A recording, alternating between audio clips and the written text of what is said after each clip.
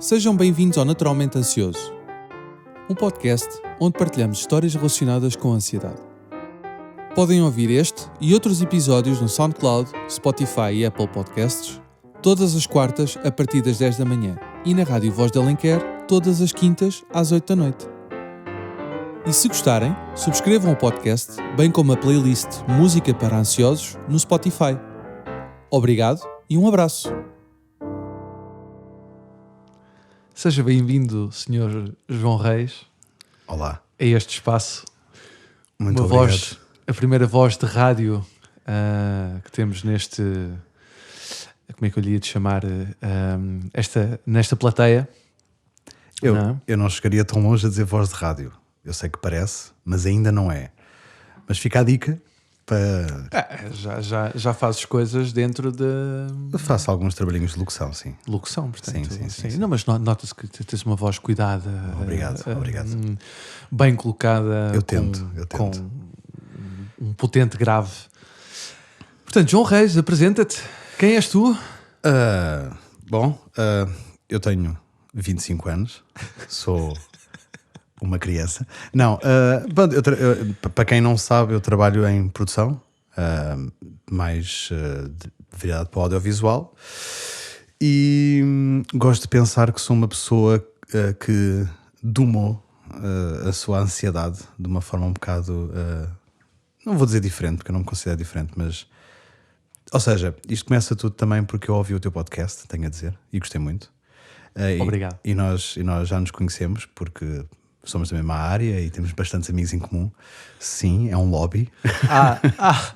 Porque não somos amigos, é isso. Não, também. Não, porque também somos amigos. Não, pronto, mas conhecemos-nos e eu efetivamente ouvi o teu podcast e achei particularmente interessante devido à panóplia de opiniões que havia acerca desta temática da ansiedade.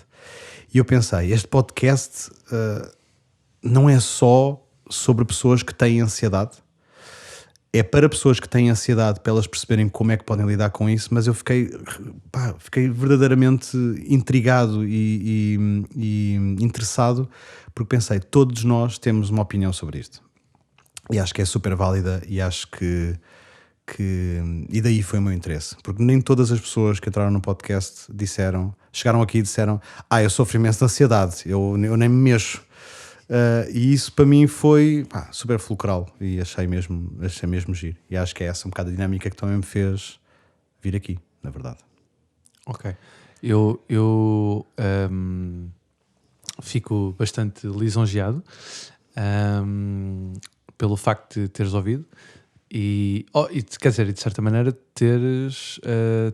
ter dado um contributo para a tua história, não é? Que vamos começar por aí, ou seja, tu consideras-te uma pessoa naturalmente ansiosa?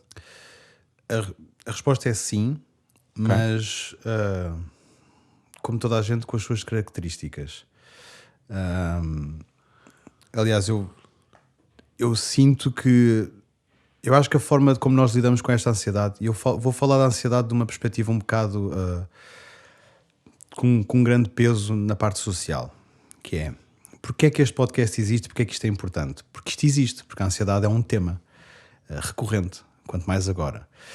E a minha opinião acerca dessa questão da ansiedade é que ela existe, ponto final, e há muito pouco que nós possamos fazer em relação a isso, é a minha opinião.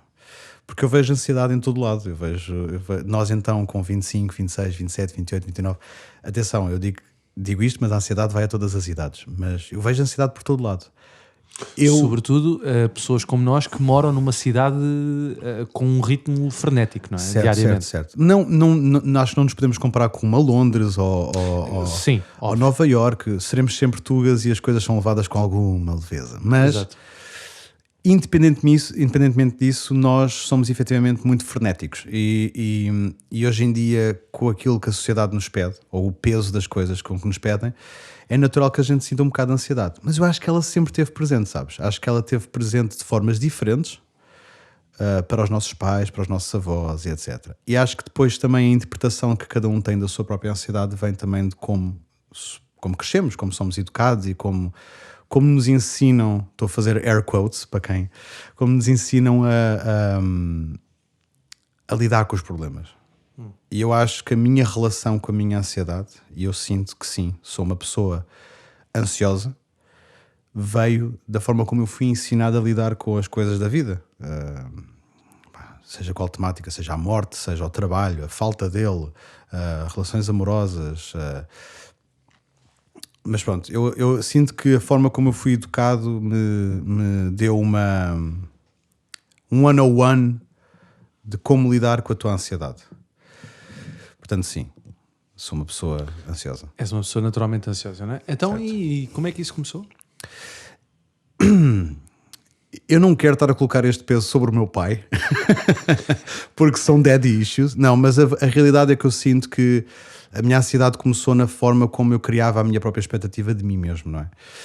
Isso vem muito com a educação, não é? Vem. Daí eu achar que a ansiedade vem da educação, primariamente. Exatamente. É como eu, mas no meu caso foi exatamente a mesma coisa. Portanto, atenção, eu tenho uma relação ótima com o meu pai. Uma relação ótima que foi construída, atenção. Ou seja, o meu pai não temos uma relação instantânea. Instantaneamente boa, digo. Porque o meu pai sempre teve uma forma de me educar que tinha muito a ver com: se não mostras nada, então não vale nada. Isto era para o trabalho, isto era para qualquer coisa na vida. Se não mostras, dizer vale zero. E eu sempre vivi muito com o peso de eu tentava fazer as coisas. Criar, não é? Tens que mostrar que vales. Exatamente. E eu atenção, e eu tenho exatamente esta mesma resposta para as pessoas que trabalham comigo agora. E eu sinto-me algo hipócrita, porque na altura o meu pai dizia-me estas coisas e eu esforçava-me imenso para lhe mostrar qualquer coisa, que estava realmente entusiasmado, e dizia: pai, tem esta cena e vou fazer isto e vou acontecer. E o meu pai dizia: tá, para mim, onde é que está? Não estou a ver nada, o que é isto? Ou seja, e eu automaticamente ficava super desmotivado com as coisas que eu realmente achava que eram importantes para mim na altura.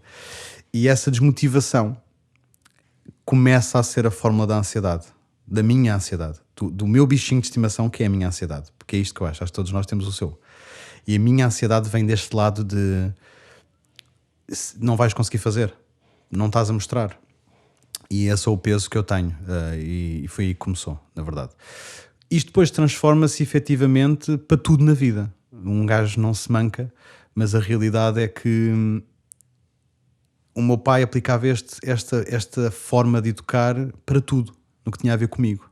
Porque ele próprio era uma pessoa que colocava essa ansiedade sobre ele próprio. Acredito. Ok. E tu, de certa maneira, ou melhor, com o crescimento, com o passar do tempo, isso começou a tomar conta da tua vida ou não? Eu acho que toma conta da minha vida até hoje. Ok. Eu simplesmente fiquei amigo dela, pode-se dizer. Ou seja... Sim, claro. Eu estou sempre a dizer, eu tive que aprender a abraçar a minha ansiedade. Completamente. Eu acho que fiquei muito amigo da minha ansiedade, muito amigo. Somos muito próximos, partilhamos tudo, falamos todos os dias. E esta é a minha forma de lidar com a minha ansiedade. Ok. E, portanto, sim, ela tem um papel relevante. Voltando um bocadinho atrás, aí na questão de quando eras jovem, miúdo, isso que era mais a minha pergunta que eu estava a fazer há bocado, era, ou seja, se isso teve um papel de alguma maneira negativo no teu crescimento, tipo, na maneira como tu vias, na maneira... Porque depois, não sei, ou seja, houve aí algum ponto de frustração a dada altura, tipo, de estar sempre a tentar mostrar alguma coisa e perceberes que também não havia interesse do outro lado, ou foi uma coisa que sempre foi bem aceite? Não, eu acho que houve um processo de aprendizagem. Acho que houve muita frustração pelo caminho, que se calhar eu na altura não saberia conotar de isto é ansiedade. Pois é isso. Acho que eu se calhar tentava desculpar um bocado em bad parenting, ou eu é que estava errado e eu não valia nada. Ou seja, eu se calhar não sabia o que é que era, mas que houve muita frustração pelo caminho, houve. O meu crescimento como miúdo não foi propriamente suave, diga-se. Eu era algo problemático. E acho que esse meu comportamento problemático, que não era muito, não era rofia, mas era distraído, não queria saber, estava um bocado a borrifar, na verdade, para tudo. E acho que isso é foi a minha resposta natural para do género: então nada do que eu faço vale a pena, então não faço nada. E acho que foi isto mas que obviamente depois surgiu em frustração. É assim, eu naturalmente, e agora digo isto trabalhando em produção é logística, produção é lidar com pessoas, números, horários, tempo, dinheiro também, e trabalho, e é muito à base da lei de Murphy, que é tudo o que pode correr mal vai correr mal. E eu acho que eu já quando era miúdo fazia isso na minha cabeça, porque eu hoje faço isso na minha cabeça todos os dias, que é tudo o que vai correr mal vai correr mal. Pá, agora imagina o que é viver sempre a achar que tudo vai correr mal. Que é verdade, eu estou sempre a achar que tudo vai correr mal.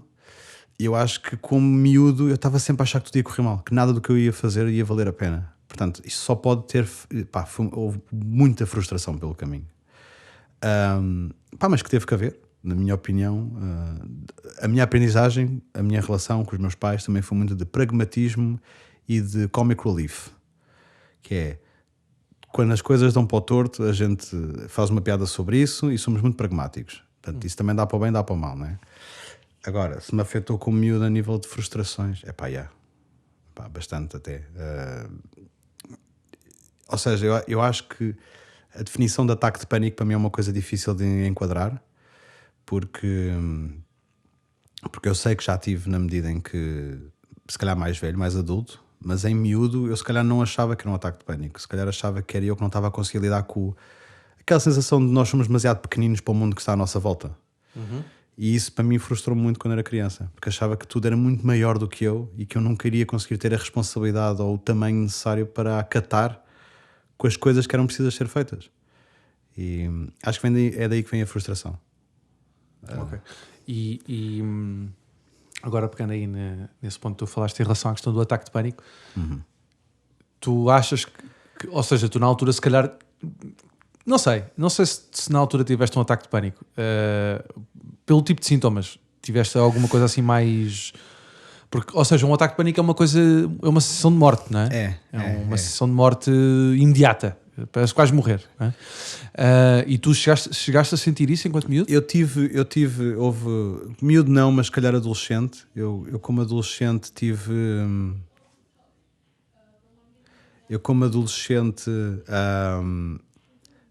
tive 3 casos de ataques de pânico, acredito eu, porque senti mesmo que não conseguia fazer nada. Ou seja, foi daqueles momentos de posição fetal, chão, respiração muito, muito, muito ofegante, e a sensação é de inútil, de nada, eu não me consigo levantar sequer.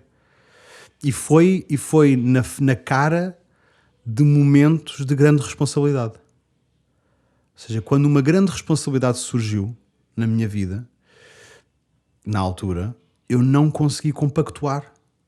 E o meu corpo entrou num modo de shutdown em resposta automática, que foi chão, posição fetal, choras tudo o que tens para chorar agora, respiração não consegues apanhá-la, parece que está sempre a sair o ar e não entra. Eu não sei se isto é a definição de um ataque de pânico. Isto foi o que eu tive face às grandes responsabilidades que me apareceram numa fase esquisita da minha vida. Mas é assim, eu aprendi com isso. Eu estive lá, vi a sensação que eu tive e agora sei em alguma medida nunca mais voltou a acontecer. Isto aconteceu quando eu tinha provavelmente 16, 17 anos, na verdade. Porque eu trabalhei muito em campos de férias e quando trabalhas e coordenei campos de férias também. E quando campos de férias são cenas que têm 30, 40 miúdos. E na realidade eu lembro-me que na altura tinha a ver com a responsabilidade de gerir vidas, ou seja, mais uma vez, logística, produção, de gerir aqueles 30 miúdos que estavam ali naquele momento. E eu lembro perfeitamente que houve um dia em que eu não estava a conseguir lidar com essa responsabilidade. Provavelmente porque surgiu um problema maior de um dos miúdos e era preciso um outro tipo de responsabilidade e eu não consegui compactuar. Eu era a cara que tinha, eu tinha que dar a cara e tinha que falar com tudo o que tinha a ver com aqueles miúdos e eu era o responsável por aqueles 30 miúdos. Não houve uma noite em que eu disse, eu não consigo, isto não é para mim, eu não consigo. E desapareci e fui e deitei-me e estive lá e não conseguia respirar, eu estava noutra. Portanto, nunca mais me aconteceu, verdade seja dita. Pois é isso, ou seja, foi só um caso isolado. Foi, mas esse caso isolado, foram 3 casos isolados, porque eu fazia campos de férias durante meses de verão. O que pode estar muito associado também com cansaço, o que pode estar muito associado... Ou seja, mas eu acho que todas essas coisas são relevantes no que tem a ver com o nosso sistema nervoso, a forma como nós lidamos com... Para mim, a ansiedade vem de um lado de expectativa, sempre. Eu não sei se é assim para toda a gente. Para mim eu crio uma expectativa de algo. Essa expectativa não é cumprida, eu sinto um golpe dentro de mim quando algo não acontece como eu esperava. Quer dizer, hoje em dia esse golpe já é menor, já é se calhar com um garfo, antes era uma navalha. Mas isso é o que eu sinto sempre. Eu penso em alguma coisa, vai acontecer desta forma, ela não acontece, já não estou a conseguir compactuar. Mas obviamente que é um processo e eu aprendi muito com isso. E hoje em dia, com o meu tipo de trabalho, com a minha área, não pode acontecer. Portanto, hoje em dia eu sei controlar, e por isso é que eu digo que tornei-me amigo da minha ansiedade, na medida em que ela aconteceu, ela apareceu à minha frente e disse: oi, estou aqui. E eu fiz tipo, vamos ter que resolver aqui qualquer coisa entre nós os dois, que isto não pode continuar a acontecer. Não vai dar jeito. E pronto, e foi isso. Acho que o que me aconteceu, o caso físico que me aconteceu foi esse. Foram 3 casos isolados, num curto espaço de tempo, e que teve muito a ver sempre com a mesma responsabilidade. Teve muito a ver com um esquema que eu não estava a conseguir. Obviamente que, e tenho a certeza que estava ligado também com o cansaço, com poucas horas de sono, que atenção, que é uma realidade. Nós hoje em dia somos forçados, de alguma maneira, a dormir pouco, a ter que fazer os nossos horários. Eu falo por mim, os meus horários são super trocados, eu tento manter um bocado o regime, mas sei que o cansaço tem um peso enorme na minha ansiedade. Sei que as horas de sono que um gajo dorme ou deixa dormir, o teu próprio relógio biológico, porque eu não sou um gajo que dorme muitas horas, eu sou um gajo que dorme, eu se dormir 5 horas, 4 horas estou bem. Às vezes quando durmo 7 horas ou 8 acordo pior do que estragado e penso o que é que está a acontecer, e aí fico super ansioso e aí duvido de mim mesmo, porque não me sinto bem, não me sinto no meu prime, estás a ver? Não me sinto, estou pronto para enfrentar este dia, porque a mim ensinaram-me que a vida é podre, está feita para te mandar abaixo, mas também tem coisas incríveis. Mas as coisas incríveis começam em ti. É tipo, eu vou enfrentar este dia de porcaria porque a vida é incrível e eu sou incrível e vou conseguir. Se eu dormir pouco e durmo mal, já não consigo fazer nada, esquece. Vou ficar em casa a chorar. Mentira. Mas há uma forte autoconfiança. Isso é bom? Eu acho que tem que haver porque... Mas ao mesmo tempo, atenção, eu sou suspeito. A autoconfiança... Há aí uma motivação. Às vezes o problema é ires encontrar essa motivação. É, completamente. Eu vejo isso por mim. Porque muitas vezes não sei onde é que vou buscar. Tenho, sei lá. Vou mesmo aos recantos mais difíceis para ir buscar um bocado de motivação. E agora a pergunta é: e que ferramentas é que um gajo encontra para procurar mais motivação? São inúmeras. Muitas vezes é só o passo de sair, ir. Estás a ver? É completamente. É a determinação de buscar aquela ponta de determinação de dizer assim: ok, eu agora preciso fazer isto, ou preciso dar este passo. Eu, pelo menos, comigo é um bocado assim, estás a ver? Ou seja, o facto de, nomeadamente, isto agora estava a tentar relacionar, comigo dá-se muito aqui, quando estou em casa, nomeadamente nestas alturas de frustração, de pouco trabalho, de um maior período sem algo para fazer, um trabalho constante, não é? E para mim, sobretudo o trabalho enquanto freelancer deixa-me muito ansioso. Claro. Cada vez mais. Por isso é que estou um bocado farto, não é? Porque não me vejo a fazer isto para o resto da minha vida. Ou melhor, a estar nesta situação para o resto da minha vida. Nem quero. Isto só me põe maluco. Portanto, estou a tomar o passo de fazer essa mudança. Agora, e buscar motivação para isto? Para começar de novo outra vez? É complicado, pá. Mas eu acho que cada pessoa tem uma forma diferente. Sim. Mas eu acho que a base, pelo menos para mim, funciona. Assim, o erro é pensar que nós um dia vamos acordar e a coisa está ótima e a motivação já lá está. Não, sim, isso não existe. Mas que nos acontece involuntariamente. Se nós formos a ver, há sempre aquele dia em que tu um dia acordas e pensas: eixe, eu estou ótimo, eu sinto-me lindamente, o dia vai correr, 5 estrelas. Para mim, a ferramenta que eu encontrei para me ajudar, e atenção, eu duvido de mim mesmo todos os dias. Estou sempre a duvidar, sempre. Eu nunca acho que... Eu acho que tudo o que eu vou fazer vai dar bosta. Merda. Vai dar bosta. Mas também porque o meu subconsciente tem o meu pai a dizer-me: o que tu vais fazer vai correr mal. Mas fez-me criar a minha ferramenta, e a minha ferramenta é só esta: fazer até ao fim, por muito pequenino que seja. Ok. Porque a sensação que eu ganho no final de fazer alguma coisa, quando a tarefa está concluída. Quando a tarefa está concluída, man, para mim não há melhor sensação. Não há mesmo. E isso para mim é o meu elixir anti-ansiedade. Isso é a catapulta que eu ganho para a próxima tarefa. Porque eu acho que é bué da chato fazer bué da cenas. Tipo, se nós formos pensar em todas as coisas que nós temos que fazer obrigatoriamente, aí é tudo bué da chato. É tudo terrível. Tipo, se pensarmos em impostos, se pensarmos em coisas para pagar, se pensarmos em o esforço que um gajo tem que ter para depois conseguir ter algum tipo de retorno, seja ele monetário, pessoal, criativo, whatever, tipo, as coisas custam e são bué das chatas de fazer às vezes. Mas aquilo que eu ganho depois de as fazer... Depois disso, claro, obviamente. Dá-me uma pica. Fico mesmo... Mas imagina, eu sinto o mesmo que tu. Ou seja, eu também me revejo muito nessas palavras. O meu problema é dar-me aquela pica inicial, estás a ver? Eu começo a fazer, mas depois, com o passar do tempo, começo a não ver resultados, estás a ver? E depois há uma grande procrastinação que se começa a invadir a minha cabeça.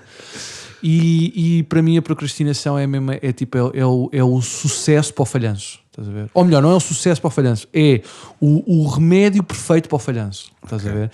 E depois o que é que vem com a frustração? Vem o remorso.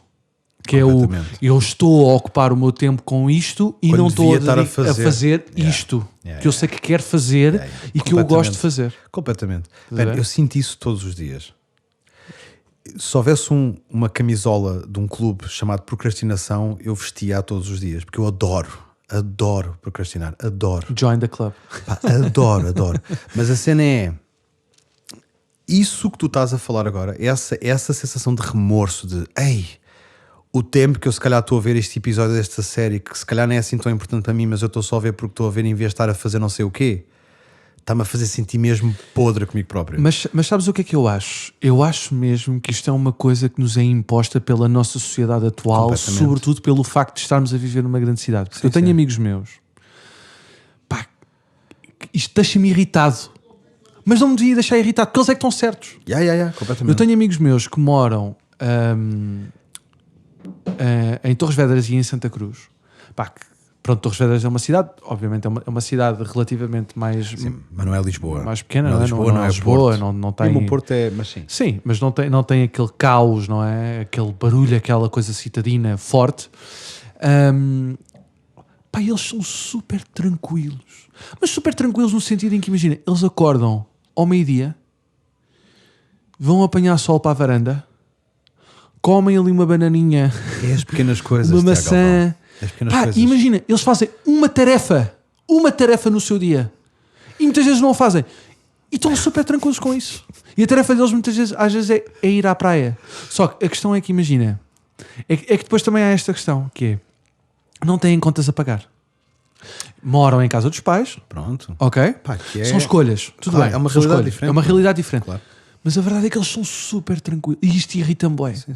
Porque eu olho para eles assim, bro, tu acordaste às 2 da tarde. Tu só fizeste... Tipo, ele, bué de chill, bué cá. calma, vamos comer uma bananinha, vamos comer uma maçã, vamos apanhar um pouco de sol, queres uma cerveja, queres não sei o quê, vamos relaxar, Claro. está tudo bem. Vamos à praia passear um bocadinho, apanhar um bocadinho de ar puro. E para eles isto é o dia-a-dia deles. Depois fazem um trabalho aqui, um trabalho ali, pá, e vão ganhando a vida assim, estás a ver? E não se chateiam. É assim, a verdade é que eles é que estão corretos. Claro. É assim, eu acho é bem interessante estares a falar disso, porque eu tenho-me imposto a mim mesmo um tipo de relação com essa questão, particularmente, falando, que é, na nossa área, há aqui um estigma esquisito, que é, nós às vezes podemos estar provavelmente um mês inteiro sem trabalhar. E de repente aparece alguém que nos oferece trabalho. Epá, tenho aqui um gig, não sei o quê. E nós, como tivemos tanto tempo parados à espera de uma oportunidade para conseguir ter dinheiro para pagar as coisas que nós precisamos de pagar, nós dizemos sim, mas dizemos sim com 300%. Nós damos tudo. E eu agora estou a ter uma nova interpretação desta nova maneira de estar em função dos clientes. Atenção, eu não quero estar a dizer que isto é culpa dos clientes, mas isto é culpa dos clientes, que é a malta, quando nos pede para trabalhar, e acho que deve ser assim em todo lado, pedem-nos tudo, que demos tudo. Só que a relação também tem que ser mútua nesse aspecto, que é, os clientes também têm que dar tudo. Por uma simples razão, num contexto normal de ir ao talho, eu vou ao talho, o senhor corta-me a carne e dá-me num momento, ele está a dar tudo. Porque eu saí de lá feliz, fui lá fazer uma coisa simples. No audiovisual isto não é assim. No audiovisual muitas vezes eu, o cliente, entro dentro do talho e ajudo a agarrar a carne para estar a cortar a carne. Isto é uma realidade do mundo audiovisual. Muitas vezes o cliente não está tão distante como nós achamos. Está dentro do assunto. Não para de xingar. Ele também tem uma opinião. Ele é que sabe como é que se corta a carne. Ou seja, estou a usar aqui uma analogia direta com o talho, né? Mas depois, quando chega ao fim de semana, nós estamos ali a 500% e o cliente provavelmente está na praia, que deve estar. Está na praia com os filhos a fazer não sei o quê. Porquê é que eu não estou na praia com os filhos a fazer não sei o quê? Porquê é que eu também não estou a usar o fim de semana? Porque é que eu, como freelancer, que eu percebo, não é um trabalho das 8 às 6, mas porque é que eu, como freelancer, chego ali ao fim de semana e de repente estou a dar 500%? E se calhar não estou a ir passear com a minha namorada, se calhar não estou a estar com os meus amigos ao final do dia a beber uma cerveja, se calhar não estou efetivamente a aproveitar essas coisas pequeninas que os teus amigos lá de Torres Vedras ou o que é, aproveitam. Que eu acho que nós temos todo o direito de aproveitar também. Não, mas a questão é que eles também são freelancers. Certo. A cena é a maneira como é que eles veem isto. Completamente. É o mindset deles. Completamente. O meu mindset é, eu tento acabar o assunto o mais rapidamente possível. Eu tenho este trabalho para fazer, eu vou acabá-lo já. Achando que depois, mais tarde, vou ter tempo para usufruir de ter adiantado o que adiantei. Mentira. Não vais usufruir absolutamente nada. Adiantar trabalho é bom. Mas é preciso encontrares um gap para tu fazeres as tuas cenas. E isto é o que eu tenho estado a obrigar-me. É difícil, man. Quando um gajo começa a fazer vários projetos ao mesmo tempo, há meses bons, há meses maus, há meses que são impossíveis. Atenção, cada um tem a sua logística. E depois é o facto de teres cabeça para... Ou melhor, cabeça e motivação, não é? Claro, que é isto, vem tudo buscar aqui. Ou seja, vem tudo dar à questão da motivação e o teu empenho, não é? Porque imagina, tu até podes ser uma pessoa muito empenhada, estás a ver? E tentar dar o máximo. Mas, por exemplo, se tu por algum motivo, neste momento, eu falo para mim no meu caso, que é...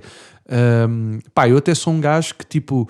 tenho boas ideias e tento cada vez mais tento aplicar essas ideias, estás a ver? E meti na cabeça que ia concretizá-las uma a uma. Este podcast é uma dessas.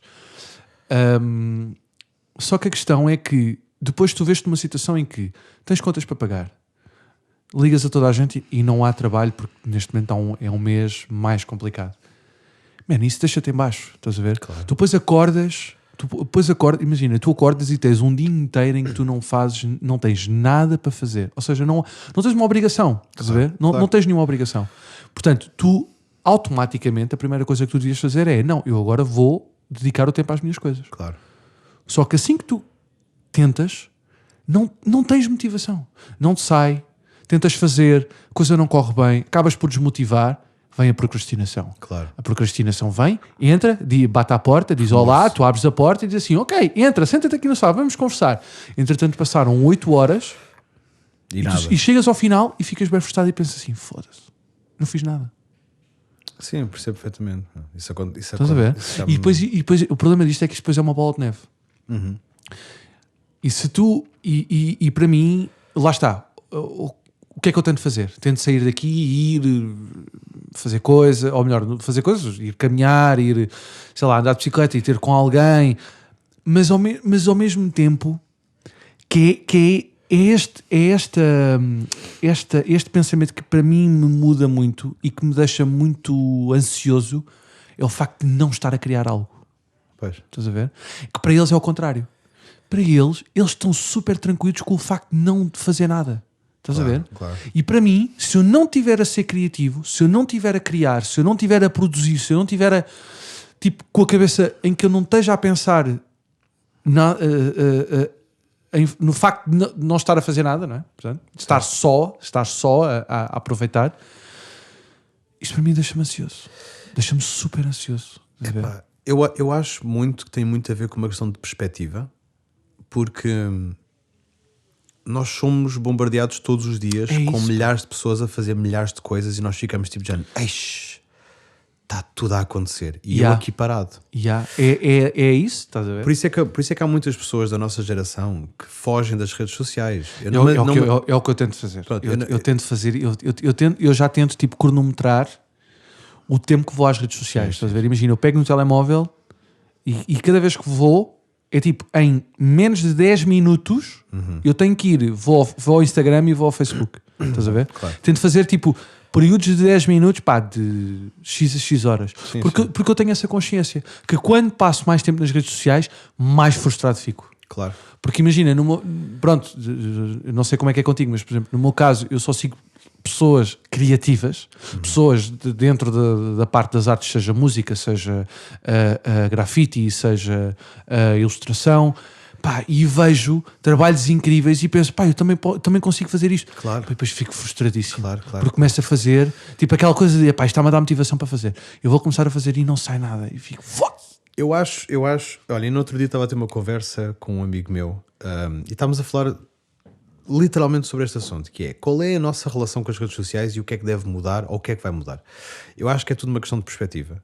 Porque é assim, eu acho que as redes sociais são absolutamente incríveis. Acho que são incríveis na perspectiva de plataforma, são incríveis na perspectiva de ser uma janela para o mundo. A comunicação é lindíssima. O mundo da comunicação e o facto das pessoas poderem partilhar o que elas fazem é absolutamente brilhante. A forma como nós olhamos para isso é o que nos define e define a nossa ansiedade e remorso acerca da rede social. Porque eu quando abro o Instagram, eu sou muito sincero, não abro muitas vezes. Vou lá, faço aquele scroll básico, se calhar quando estou na casa de banho, como provavelmente 99% das pessoas. E sim, eu sinto esta questão. Aí estas pessoas estão a fazer bué das cenas. Aí eu não estou a fazer nada. Que cria 10% de bora fazer coisas acontecer e cria uns 90% de eu sou uma merda. Eu já deixei de ter esta relação com o Instagram. Porque eu comecei a pensar, o Instagram é uma cena incrível onde as pessoas partilham as coisas que fazem. Onde eu também posso partilhar. Onde qualquer pessoa tem o direito de mostrar o que ela quiser. E isso é lindo. Isso é incrível. Eu não tenho que ficar frustrado por causa disto. Porque eu tenho a mesma oportunidade. Sim, claro. Mas percebes quando eu digo que é perspectiva? Exatamente, é tudo uma questão de perspectiva. Eu não quero estar armado em Gustavo Santos, mas isto é uma questão de espiritualidade, percebes? E é uma maneira... mas imagina, é a maneira como tu vês, estás a ver? Como tu queres ver, estás a ver? Porque imagina, eu concordo plenamente, concordo 100% com isso, ou seja, a oportunidade que nós temos hoje em dia de conseguir partilhar um trabalho teu está mesmo à distância de um clique. Claro, exato. Literalmente. Exato. Ou seja, tu hoje podes criar o que tu quiseres e consegues pôr na outra parte do mundo a uma distância, percebes? Que antigamente isto não era possível. O problema é isso, ou seja, tem a ver apenas e só com a maneira como é que a gente lida com isto. Exatamente. E a maneira como a gente gera isto emocionalmente. Estás a ver? Pronto. Quando eu estou... Isto depois tem... Lá está, é fases. Estás a ver? Ou seja, e daí eu estar a dizer isto que é quando eu me sinto mais criativo, quando eu me sinto mais coisa, isto para mim é tipo, eu vejo isto como tipo um forcing criativo, estás a ver, de isto está a correr bem, vou criar, ou seja, o facto de ver estas coisas tipo dá-me vontade de criar ainda mais. Mas quando estou em momentos de frustração, estás a ver, quando vou lá, deixa-me de rastros. Come-te, meu, come-te a energia toda. Tudo. Fico mesmo na merda. Tu crias, Estás a ver? tu crias uma comparação direta, man. Nós estamos sempre a comparar-nos com tudo. Exato. Esta condição do ser humano. Nós olhamos sempre para dentro, nunca para fora. E quando olhamos para fora, é para comparar. É tipo, o que é que estes gajos estão a fazer? O que é que eu estou a fazer? O que é que eu sinto? O que é que estas pessoas sentem? O que é que eles são? Como é que eu me visto? Porquê é que eles se vestem assim? Pá, e o Instagram, que dá para todos os lados, na verdade, é a mesma coisa. Pois é. Sim, é verdade. É uma rede social que serve para suscitar comparações constantes. Porquê é que o artista X veste aquele casaco? Porquê é que aqueles ténis valem 600 euros? Porquê é que eu quero comprar aqueles ténis? Sim. O que é que me faz gastar aquele dinheiro? Exatamente. Ali, Porquê é que eu gosto mais deste músico agora que o sigo no Instagram, mas antes gostava mais dele quando só havia a música dele? Ou seja, todas estas relações e comparações... Cria-te uma aproximação, não é? Ou não. Não, cria-te uma aproximação ou não, e cria-te um desejo de posse. Exato, de querer ter, de querer... Tipo, se ele tem... Porquê que eu não posso ter também? Exatamente. É? Ou se ele tem, eu quero. Eu quero, identifico. Exatamente. Porque isso me define de alguma maneira. Exatamente. Mas eu acho que isto é mesmo uma questão de perspectiva. Porque é assim, eu não vejo mal nenhum em alguém olhar para um rapper que calça ténis de 600 euros e dizer eu quero uns iguais. Isso é ostentação, isso é outra conversa, não é para aqui chamada. Mas não acho mal, porque toda a gente tem o direito de fazer o que eles quiserem. O mal não está nas coisas que são colocadas. O mal está na forma como nós as vemos. É o que eu acho. Sim. E atenção, muito poucas pessoas realmente olham para o Instagram hoje em dia e pensam automaticamente de forma positiva. Acho eu. Porque acho que... Não, claro, imagina, eu acho que sim, porque eu acho que cada vez mais um Instagram é tipo aquilo, é rótulos de marcas espalhados por todo o lado, não é? Mas também a tua marca, estás a perceber? Sim, as pessoas veem a questão é Instagram. essa, é que também é a tua marca. Ou seja, nós temos é que ver isto na perspectiva de, enquanto clientes ou enquanto... não queria dizer empresários, mas ao mesmo tempo ou seja, enquanto marca, tu vês isto no papel enquanto marca, é a melhor forma de tu vendes um produto, é ali. Claro. Mas eu falo por mim, eu publico muito pouca coisa da minha vida pessoal no Instagram. É como eu. Por escolha. Exatamente. Por escolha. Porque eu sinto que também não tenho que estar a mostrar a minha vida pessoal. Porque imagina, porque isso não, a cena é que isto não preenche. Exato. Mas outras pessoas, mas atenção, mas também não acho mal nenhum que o façam. Não. Eu sou suspeito porque eu publico muita coisa que tem a ver diretamente com o meu trabalho, a minha vida profissional, Exatamente. O que é que eu faço. Atenção, que mesmo que é uma mentira. Se formos a ver, porque é que eu digo uma mentira? Porque grande parte das vezes eu publico coisas esporadicamente sobre trabalho, o que é que eu fiz, olha o que é que está a acontecer, e provavelmente esses momentos não são um espelho daquilo que eu estou a mostrar no Instagram. Ou seja, se calhar no Instagram eu estou a dizer, produzi esta cena ou fiz aquilo, e eu por acaso falo com alguém 2 dias depois, uma chamada com alguém que não fala há 3 meses, e a pessoa diz-me assim, mano, tu estás em altas, meu.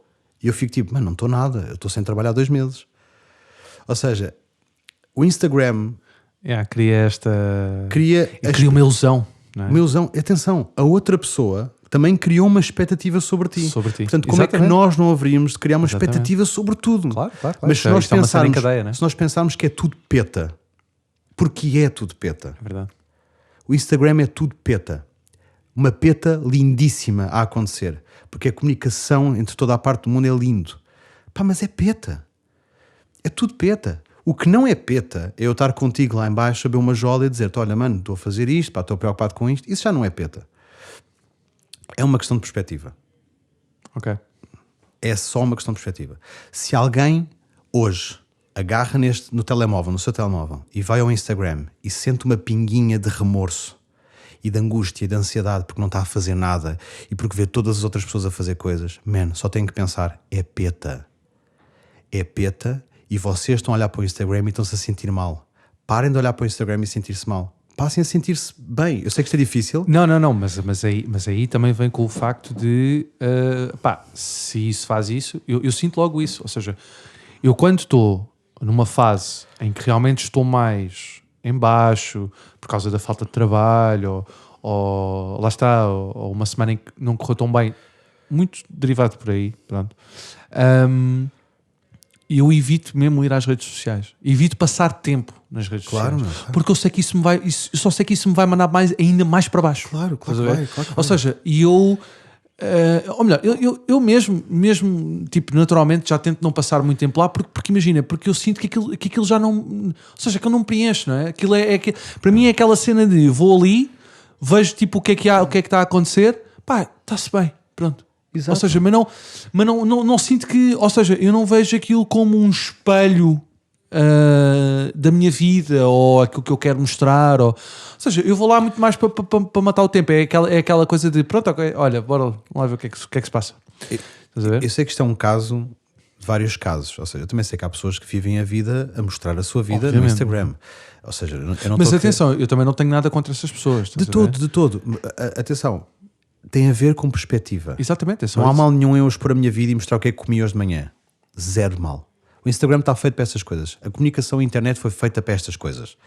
O mal está na pessoa que vai ver e diz: ei, esta pessoa come abacate com tostas e não sei o quê, num apartamento XPTO, não sei aonde, e eu estou aqui a viver em Rio de Moro e sem saber o que fazer com a minha vida. Ia comer uma tosta, uma torrada com manteiga.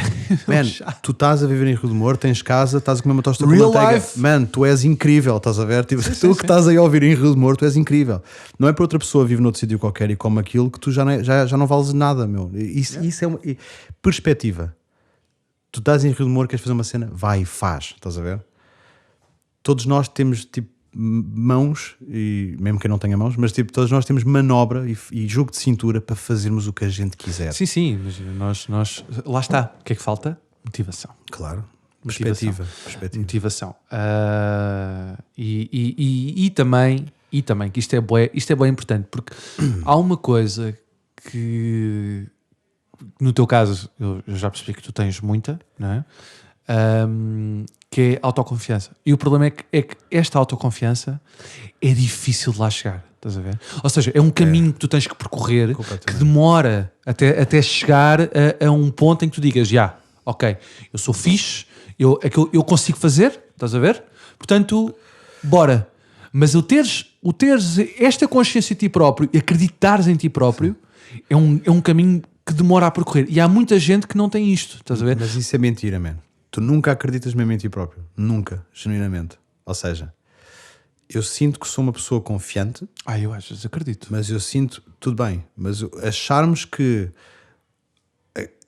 o estado de sou muito confiante. Não, mas não imagina, atenção, não é o pensar que sou muito bom. É eu consigo fazer. Certo. Porque eu vou-te dizer, se não fosse isso, eu não fazia nada. Mas é isso que eu estou a querer dizer. O que eu acho é que esse estado de espírito não é. Como é que eu vou dizer isto? Não é uma armadura que tu vestes todos os dias de manhã e dizes: olha, eu, autoconfiante, que sou super confiante. Não. Todos os dias, por muita confiança que eu tenha a fazer alguma coisa, eu duvido sempre.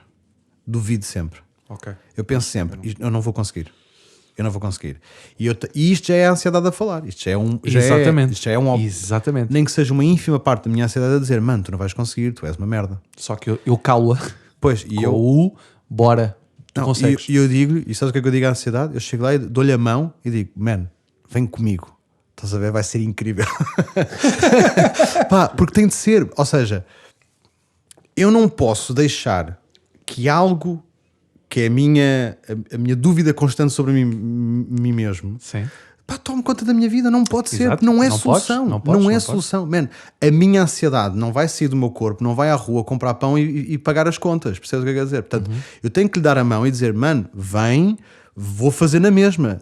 Ela vai lá estar sempre. A ansiedade é constante. Não há forma de erradicar a ansiedade, mas há forma de a desviar. Não, eu acho que é aprender a viver com ela, não é? Ou seja, imagina, porque ela não simplesmente não vai desaparecer da tua vida, não é? Pronto.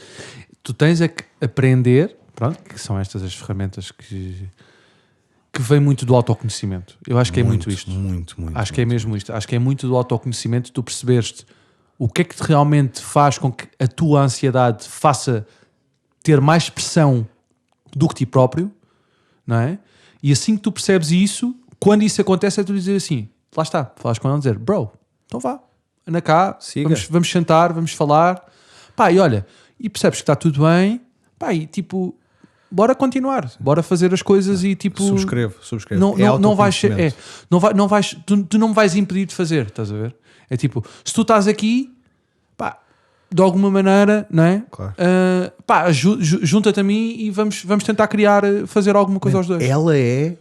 Isto é tipo a tentar personalizar, personificar a questão da ansiedade. Não é? És tu. Isto é a parte romântica da coisa. A ansiedade és tu. Sim. Não sim, é uma coisa que é criada por ti, não é? Não é um bicho à parte que entra dentro de ti e toma conta Exato. do teu corpo. Sim, Ou melhor, és tu próprio. Mas és tu próprio. Ela vem de ti. Atenção, não nos vale de nada. A gente pode culpar a sociedade, a gente pode culpar as rendas altas, a gente pode culpar a falta de trabalho, a gente pode culpar isto não sei o quê. Mano, é assim. Hoje em dia nós temos aqui sentados num podcast a falar da ansiedade. Agora imagina a malta que teve a crise de Wall Street. Estás a ver o que eu quero dizer? Esses gajos literalmente vestiam as calças com ansiedade, abotoavam a camisa uma ansiedade de cada vez e saíam de casa e iam trabalhar na mesma. E saíam para o meio da depressão. Exatamente. Ou seja, a ansiedade é algo que está sempre presente em diferentes, com diferentes características, com diferentes fases da história. A ansiedade é uma ferramenta que nos pode dar mais força para sobreviver. É o que eu acho, estás a ver? Uhum. E subscrevo inteiramente quando tu dizes que tem a ver com autoconhecimento. Mano, tu tens que estar na merda para saber de onde é que vem a tua ansiedade. Mas sabes uma coisa? Eu acho que hoje em dia, sobretudo por causa da questão de Instagram e de tu estares constantemente a ver situações felizes da tua vida, tu não consegues lidar com a frustração. Pois não, porque a malta está a ser sobrecarregada com positivismo. Exatamente. E tudo é incrível. E a questão é que o que eu acho que muitas vezes acontece com as pessoas que são muito deprimidas é porque as pessoas não sabem abraçar a frustração. Ou seja, perceber que da frustração vem algo bom. Ou seja, porque a verdade é esta, que é tu não consegues fazer algo. Ou seja, tu não consegues fazer algo realmente bom ou realmente importante para ti se tu não tiveres passado por um momento de frustração, de angústia, lá está, de tudo isto, de coisas negativas. Pá, o negativo é bom, porque quando a gente está na merda é quando a gente realmente tem que se levantar e fazer coisas. Só que, pronto, eu acho que as pessoas não têm consciência disso. Não têm de todo. As pessoas não têm consciência disso. Porquê? Porque estão constantemente a ser bombardeadas com positivismo. Claro que sim. Não é? Pronto. Nós habituámos-nos muito ao positivismo. E é assim, vou dizer aqui uma cena. A morte, para mim, é algo absolutamente incrível. Tem uma beleza tão própria, porque a morte faz a vida valer a pena. É verdade. Eu lidei com a morte. Ou situações de... Sim. Eu lidei com a morte muito cedo na minha vida. Portanto, e como na minha família a coisa é muito levada com pragmatismo e com algum tipo de humor, isso é bom. nós lidámos com tudo o que tem a ver com a morte com uma forma... humor. Porque a morte faz com que tudo tenha acontecido antes tenha sido... ganha um sentido maior, não é? Válido. É chato para cacete quando alguém morre cedo demais. Eu falo especificamente para crianças. É chato, tipo, uma pessoa morre com 7 anos. Não viveu nada, percebes? Sim. Isso é chato. Mas a morte como conceito, é lindíssimo porque termina. Cria-te um fecho. Tu vives hoje porque um dia vais morrer. Exato, ou seja, portanto tens que aproveitar o máximo tempo que cá estás, não é? E dar valor às coisas, não é? Sobretudo a ti. E cria uma noção de perspectiva. Tu vais esquinar. A vida hoje pode estar-te a custar imenso, mas estás vivo, estás a ver? Ou seja, eu perdi um tio muito cedo para o cancro, mas o gajo era igualmente pragmático, o gajo era igualmente, tinha um sentido de humor super apurado. E o gajo, tenho a certeza absoluta que não iria querer que a malta... Toda a gente fica triste com a morte de alguém. Claro. Porque vem de um lado de saudade, vem de um lado de melancolia, vem de um lado de... eu curtia mesmo deste gajo. Este gajo já cá não está mais. Mas este gajo já cá não está mais. Mas se ele tivesse, ele estava na boa, sabes? Ele estava a fazer piadas sobre isto, ele estava a lidar isto da mesma forma como todos estamos a lidar. É tudo uma questão de perspectiva. Sim, estamos sobrecarregados com positivismo. Porque achamos que as coisas negativas só são más e péssimas e etc. Não, as coisas que são negativas são igualmente boas porque vão dar-te uma perspectiva melhor das coisas boas. Exatamente. Elas existem para que hajam coisas boas. Porque se houvessem coisas boas, se ninguém morresse, a vida perdia um valor e há de acontecer. Eventualmente, com a tecnologia, a malta vai começar a morrer mais tarde. E as pessoas que vão sobreviver mais tempo... Tu achas que... Acho. Porque isto sempre aconteceu. Nós fomos melhorando. A ciência foi melhorando. A medicina foi melhorando. Sim, claro. Não, claramente a gente está num processo evolutivo extremamente grande. Mas achas que vai ser assim achas que vais viver até aos 100 anos? Eu não sei, mas talvez a próxima geração, talvez os meus filhos vivam até aos 100 anos. Eu acho é que inicialmente vais ter uma grande divergência a nível de classes, ou seja, eu acho que há pessoas que vão ter a possibilidade de viver mais tempo usando dinheiro.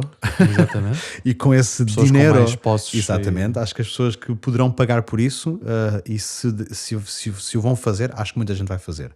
O que vai criar aqui uma discrepância, vai ser pessoas que vão sobreviver até aos 150 anos e outras que morrem aos 70, 80, 90, pronto, por aí. Ou mesmo aos 100. Eu acho que a medicina vai melhorando e tu gradualmente vais chegar aos 100 sem nada. Ou seja, vais chegar aos 100 só por estás a existir. Sim. Mas atenção, a malta quando chega aos 100 já está... Tirando aquela malta daquelas já tribos. Mal, né? Sim, mas há aquela malta daquelas tribos que sai todos os dias às 5 da manhã, trabalha com o corpo. Sim. Mas aí também a questão mental tem um papel fundamental. Porque imagina, se tu... Que eu acho que é isto que nos vai mandar para baixo. Eu acho que mas isto é a minha perspectiva. Eu acho que um dos grandes problemas deste século e do século seguinte vai ser a nossa saúde mental. Porque como nós estamos constantemente a ser bombardeados com informação, e cada vez vamos ser mais bombardeados com informação, porque imagina, nós, a nossa geração viu o antes, ou melhor, nascemos no antes e crescemos no depois, não é? Da internet. Pronto. Portanto, apanhámos a criação da internet e como é que ela se desenvolveu até agora. Pá, e se a gente for a ver, tipo, nos últimos 5, 10 anos, isto tem um salto brutalíssimo. Sim, do 8 a 80, sim. Não é? Pronto. E cada vez, ou seja, a perspectiva é que aumente. Portanto, voltando aqui à questão de sermos bombardeados com positivismo e informação, eu acho que a nossa saúde mental vai piorar. Acho mesmo que vai piorar. Porque nós já, e eu vejo isso na geração antes da nossa, na geração agora mais nova que a nossa, que está agora, é tipo, imagina, é aquela coisa de eu posso ser tudo, mas eu também quero tudo. Certo. Estás a ver? Certo. E esta sensação de eu quero tudo, eu também tenho direito a isto, eu quero, às vezes não é porque não há, ou seja, não há aquela sensação de trabalho, estás a ver? Tu tens que trabalhar para conseguir. Certo, não, eu quero, agora, estás a ver? É assim. Isto pode-me ser imposto. Claro. É assim, eu acho que conforme a forma como a tua sociedade, numa metrópole ou não, assim, neste caso em Lisboa, do facto de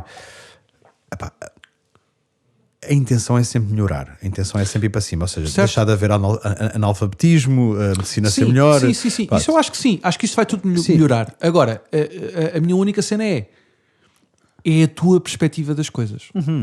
Estás a ver? Porque tu já nasces numa coisa que está confortável.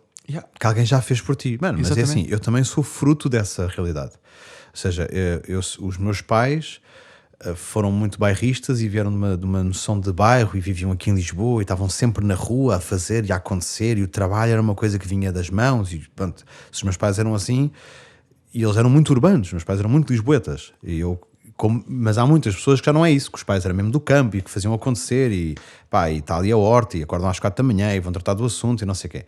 Eu sou um fruto de tipos da metrópole, de cotas da metrópole que se safaram e que quando eu nasci não tive muita dificuldade, não é?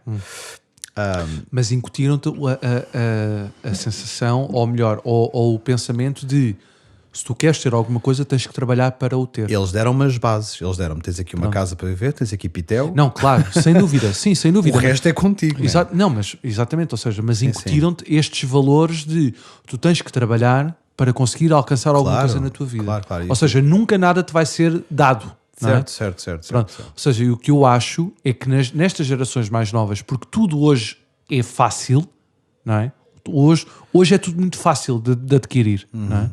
Por isso é que tu hoje vês que é isto que me faz um bocado de confusão, mas ainda bem, Ou seja, faz-me confusão, mas não tem que fazer confusão. Na realidade, ainda bem, porque isto há uns anos atrás isto era impensável, mas como é que tu vês hoje miúdos muito mais novos a gastarem rios de dinheiro em roupa, pá, que é estupidamente cara, estás a ver? Tu vês, e compram aquilo, não na loja, compram aquilo em reseller, portanto compram aquilo a alguém que comprou, que vendeu, não é? Portanto estamos a falar, pá, de ténis de 500, 600 euros, t-shirts de 300 euros, mas para eles não há esta sensação de, bro, são 600 euros por uns ténis. Claro. Estás a ver? É tipo, são só 600 euros por uns ténis. É assim, eu acho...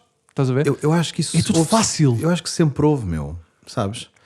Obviamente que há coisas que mudaram muito e tornaram-se muito mais fáceis de atingir, ou seja, há certas... Sim, desculpa. Não, mas eu sinto é que isso sempre houve uma disparidade, ou seja, há muita malta que vai nascer agora, estas novas gerações que vão nascer agora e que não vão ter as mesmas oportunidades, ou que já não vão nascer, como nós dizemos, com o rabo virado para a lua. Acho que sempre houve, estás a perceber? Eu acho que eu sempre houve alguém que já nasceu e que os pais lhe davam imenso dinheiro e então ele tinha muitas oportunidades e se calhar não valorizava.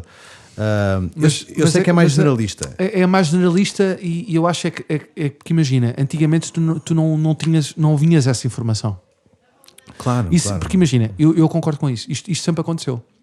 Mas tu não vias isso. Claro, porque a informação agora está muito mais tu não via, na tua cara. Ou seja, tu vias isso nas escolas, mas tu percebias quem é que eram os putos ricos ou quem é que eram os putos normais de classe média ou os putos pobres, não é? Isto era uma coisa que tu percebias, não é? Pelos teus amigos, pela maneira como eles andavam, o tipo de companhias.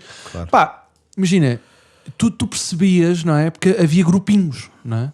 Portanto, só que hoje em dia, um puto de classe média mais facilmente também tem acesso a essas coisas. Claro, estás a ver? Porquê? Porque é bombardeado com essa informação, logo quer adquirir isso, tal como um puto pobre. E eu acho que isto também tem muito a ver com a educação. E eu acho que cada vez mais os pais de hoje em dia não têm paciência para educar os filhos. Então imagina, é mais fácil tu meteres um ecrã à frente de um miúdo, não é? De um bebé, para o entreter, do que propriamente do que lidar com ele. Eu também acho que houve muitos mercados que se tornaram mais facilitados. Nós nessa altura, isto não existia. Claro que não. Nós, quando éramos miúdos, isto não existia. Pensa nos videojogos. Sim. Man, eu provavelmente... a minha infância... Mas foi aí que me mudou. Ou seja, eu quando recebi a minha PlayStation, a PlayStation 1, em 98 ou 99, ela saiu antes, mas pronto, os meus pais só compraram, lá está, só podiam comprar. Claro. Eu nem sabia que ela existia. Eu não sabia que existia PlayStation. Há um dia no Natal que aparece uma lá em casa. Em que de repente aparece uma consola lá em casa. Tu nem pediste uma PlayStation. Eu não pedi uma PlayStation. Os teus pais são incríveis. Eu não sabia o que era uma PlayStation. Só que na altura o meu pai comprou-me uma PlayStation para o Natal. E trouxe aquilo, e eu abri aquilo e fiquei tipo, o que é isto? É uma consola, isto é incrível, não sei o que. E tipo, a partir daí sim, eu comecei a jogar mas imagina, eu jogava, mas não passava dias inteiros a jogar PlayStation. Ponto, sim, exato. Estás a ver? Assim, eu já não digo o mesmo. Pronto, eu não passava dias inteiros a jogar PlayStation, porque ao mesmo tempo eu também gostava de ir andar de bicicleta, também gostava de ir fazer outras coisas. E pronto, ok. Hoje em dia eu acho que isto já não é assim, não é? Porque... Por uma data de razões, uma data de fatores... Principalmente porque isso tornou-se um mercado profissional também, não é? Sim, antigamente claro. Jogos eram jogos. Antigamente jogos, o que dava dinheiro em jogos era fazer jogos. Agora ganhas dinheiro a fazer jogos e a jogar jogos. Pois, agora ganhas dinheiro a ver jogos. Agora ganhas dinheiro a comentar jogos e a analisar jogos. Exato. Agora ganhas dinheiro a testar jogos. Exatamente. Abriu-se um mercado, não é? Começou Exato. É um novo assim, mercado. Nós estamos a falar de jogos porque eu acho que os jogos é uma cena muito própria de um adolescente, é uma coisa que as crianças lidam... Vivemos numa era tecnológica. Sim. Eu não estou a dizer que esta será necessariamente o caminho para o qual eu se calhar irei criar os meus filhos, mas eu adoro jogos, man. Eu vivi jogos, está a perceber? Os jogos, e é muito engraçado estarmos a falar de jogos, porque para mim os jogos têm um papel muito importante na forma como eu lido com a minha ansiedade. A sério? É. Era tipo um escape? Eu adoro jogos que tenham história. Ok. Adoro jogos que tenham história. Faz-me confusão, que essa é a principal razão pela qual eu não jogo tanto hoje em dia. Porque eu quando começo a jogar um jogo, eu estou no jogo. O último jogo que eu joguei a sério foi o God of War. God of War. Este podcast não é patrocinado. E lembro-me perfeitamente que eu comprei o God of War e disse: eu tenho imensas merdas para fazer na minha vida, mas eu vou-me fechar em casa este fim de semana e vou passar este jogo e vou jogar este jogo. E não é pela jogabilidade, não é porque É pela história, não é? É pela história mesmo. Porque eu estou naquele momento, eu estou a viver o que eles me estão a mandar para cima. E eu quero viver aquilo até ao fim. E jogos sempre serviu para mim como um escape da vida real. Ok, pronto. Epá, como um filme, na verdade. Sim. Mas onde um filme interativo, não é? Portanto, é um filme mais interativo. Portanto, eu adoro jogos, eu sou um ávido apologista de que toda a malta deve ter algum tipo de relação com jogos. E pá, sou gamer, estás a ver? Assumo, sou gamer, mas recreativamente. Pois eu não. O único jogo que eu só joguei 2 jogos afincadamente na minha vida. E nenhum deles era de história, pá, porque eu nunca tive muita paciência. O primeiro jogo que eu tive de história, não tive paciência para continuar, que era o Medieval. Lembras-te do Medieval? Ai, o Medieval, esse jogo é incrível. Pronto, eu imagino, cheguei para aí ao 3º nível e pensei, pronto, não, já acabou. chega. Acabou. Estou farto disto. Já percebi o que é para fazer. Já percebi, pá, chega. Pronto. E depois não consegui derrotar o vilão do 3º nível. Pronto, já pensei, caguei. Então imagina, eu só joguei 2 jogos na minha vida, okay. Assim, mais seriamente, que era o Tony Hawk, pá, que curtia bué, é incrível, pronto, depois me levou para o skate. E mais tarde, mas depois já era mais pela questão da comunidade, lá está, pela comunidade estar a jogar com outros amigos, era o CS, o 1.6. Sim. Já na secundária. Eu não sou gajo de CS. Pronto, porque imagina, os meus colegas na altura de secundário eram todos geeks do CS e tipo criaram um mapa da escola. Então a gente jogava em servidores de LAN, porque na altura estudei informática, no secundário, então a malta criava o servidor da escola e jogávamos no servidor da escola, um servidor privado e jogávamos todos. Pá, e isso era fixe. Estás a ver? Mas isso é um escape. Pronto. Isso é um escape. Mas imagina, mas para mim, lá está isso. Ou seja, esse era o teu escape. Para mim, eu nunca associei os videojogos a um escape. Não é para todos, meu, não é para todos. Sim, claro, obviamente. Mas, para mim, o meu escape era ir andar de skate. Claro. O exemplo que tu dás da malta que se reúne numa LAN para jogarem todos juntos, etc. Eu digo isto porque, pá, até é um hábito que eu tenho, agora não tanto, mas é um hábito que eu tenho, ou que tinha, de estar com os meus amigos ao final do dia, falávamos todos juntos e estávamos a jogar. Sim.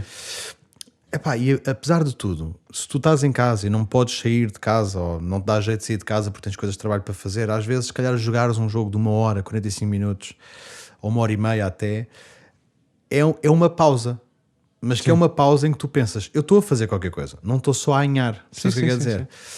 Portanto, para mim os jogos também foi muito importante e ainda hoje são importantes para eu também lidar com a minha vontade de escapar.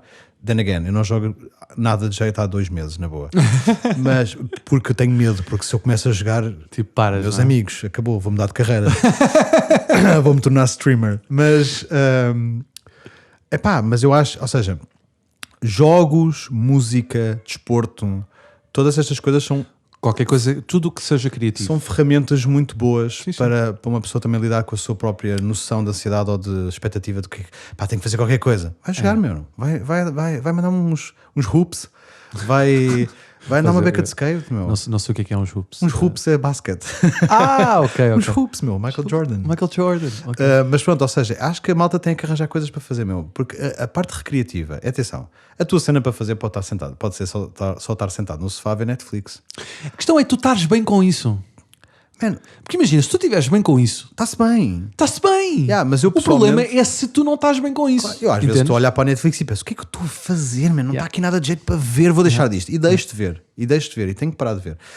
Mas é isso que eu estou a dizer, tipo, jogos, desporto, whatever is your thing, se a tua cena é pôr Mr. Potato Head Eyes, tipo aqueles olhos wobbly em frutas e fotografar, que seja, man. Tipo, ao menos estás a fazer qualquer coisa, percebes? Tipo, acho que isso é bem importante. Estimular a tua cabeça. É bem importante. Mesmo quando não estás a fazer nada, go do something. Tipo, faz qualquer coisa. Ou então, lá está. Que é isto, voltamos outra vez à conversa inicial, que é o facto de tu simplesmente aceitares que se não estiveres a fazer nada, está tudo bem. Estás a ver? Não, mas isso tem que acontecer, man. Pronto, ou seja, mas isto, lá está, voltamos outra vez, que é uma questão de aceitação.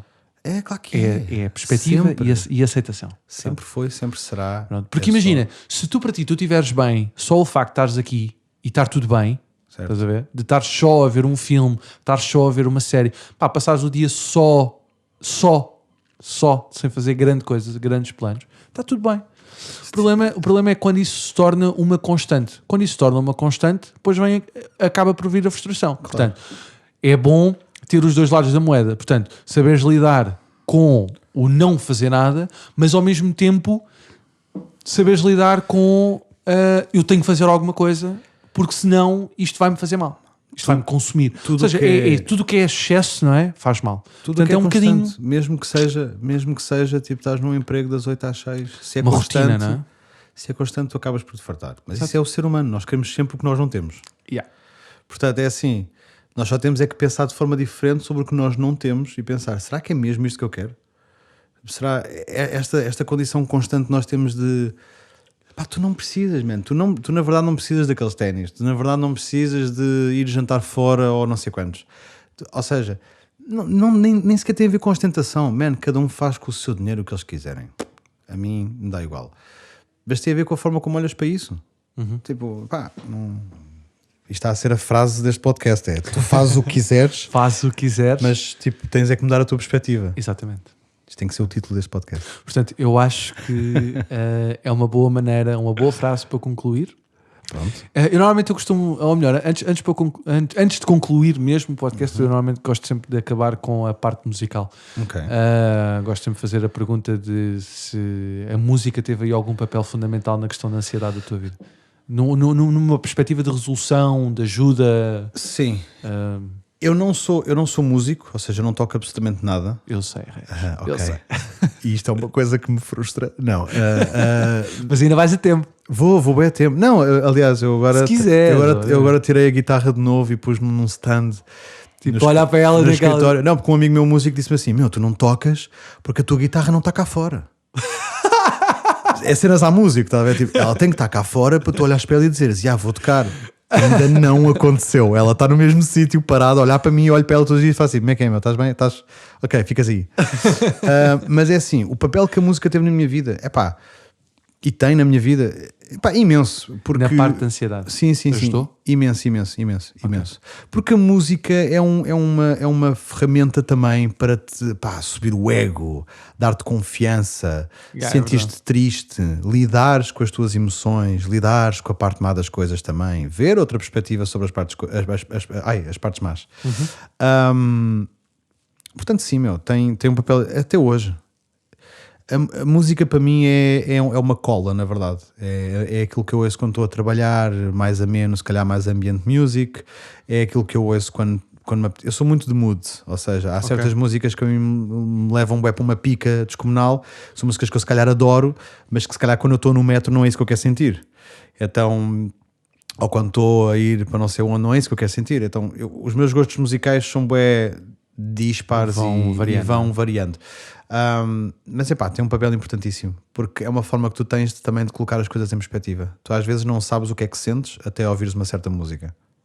Okay. Porque se calhar ouves uma música e dizes: a minha cena agora não é isto, pá. A minha cena agora é mais esta. E a música ajuda-te muito a catalogar e a filtrar as tuas emoções, é o que eu acho. Portanto, sim. E acho que, duvido muito que haja alguém neste mundo que não tenha uma relação assim muito afincada com a parte com música. Eu, por acaso, já falei com 2 pessoas que não têm, porque uma delas, a questão da ansiedade, a Patrícia, que quando está ansiosa só quer estar no silêncio. Ok. Mas ela tem, ou seja, é mesmo diagnosticada. Sim. Ou seja, lida com a coisa de uma maneira muito mais agressiva. Ok. E o Simão, que tinha ansiedade precisamente por ter tudo o que era coisas criativas. Portanto, a música era uma delas. Tudo o que lhe suscitasse a criatividade dava-lhe ansiedade. Isso é engraçado. É, não é? Isso é uma perspectiva muito engraçada. Porque eu nunca tinha conhecido ninguém que... Porque para mim, a música ou a parte criativa tem um efeito completamente contrário. Ajuda-me, estás a ver? Isso é muito interessante, meu. É fixe. Porque imagina, em ambos os casos... não faz mal. Em ambos, tipo, tudo que seja criativo piora. Que interessante. Eu consigo, há uma parte de mim que consegue perceber isso, ou seja, não é suficientemente grande para ser um problema ou uma condição, mas há uma parte de mim que compreende essa parte, pá. Porque no nosso tipo de trabalho nós lidamos sempre com malta criativa. Pois, sim, isso é verdade. Ou seja, e é muito fácil que o nosso cérebro crie aqui uma ponte de ligação entre criativo, tic-tac, olha o trabalho. E eu consigo perceber isso, consigo mesmo. Porque, pá, ainda por mais porque eu comecei a fazer videoclipes. E eu comecei a fazer isto dos audiovisuais por causa dos videoclipes. Porque eu era puto, via a MTV e dizia, man, das duas uma. Ou eu sou o artista ou eu sou o gajo a fazer o videoclipe. Isto é uma das duas. Pronto, e acabei por ser os gajos que faziam os videoclipes. Portanto, eu percebo essa parte, que é tudo o que tem assim um ligeiro tom de criatividade, que o teu cérebro faça do género. Isto é work, isto é stress, isto é... Eu consigo perceber isso, meu, em alguma medida. Não é crónico, não é... Pá, não me incapacita, mas consigo perceber. E isso é muito interessante. Porque é uma perspectiva bem interessante, bem diferente, na verdade. Pronto. E é isto. Ok. Olha, muito obrigado por me teres convidado. Obrigado, eu. Eu gostei bastante desta conversa. Acho que esta conversa foi bastante produtiva mais sobre o estado da nossa sociedade atual e da maneira como nós lidamos com estas questões mentais, sociológicas, não é? É sociológica? É ligada à sociologia, sim. Não é? Portanto, acho que isto é... Gostei. Obrigado. Obrigado. Obrigado por teres vindo aqui, obrigado por teres falado da tua ansiedade enquanto jovem e a maneira como tu lidas com ela. E pronto. Vamos agora... continuar a nossa vida. Sim, agora cada um para o seu lado, não é? Não. Mas pronto, então vá. Beijinhos, obrigado. E até ao próximo. Então vá.